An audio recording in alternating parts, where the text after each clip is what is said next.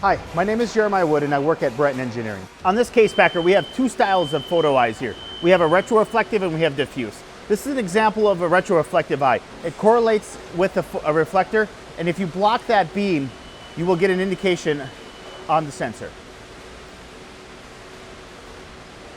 The second photo eye that we have on the system is diffuse eye. This one does not use a reflector. This one detects the product itself and then illuminates the indicator via that way. Our next sensor I want to talk about is a proximity switch. Here's an example of one right here. We use this proximity switch to home the compression area here.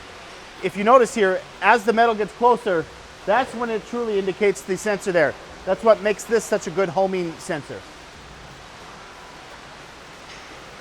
Another sensor I would like to point out to you is our Hall effect sensor.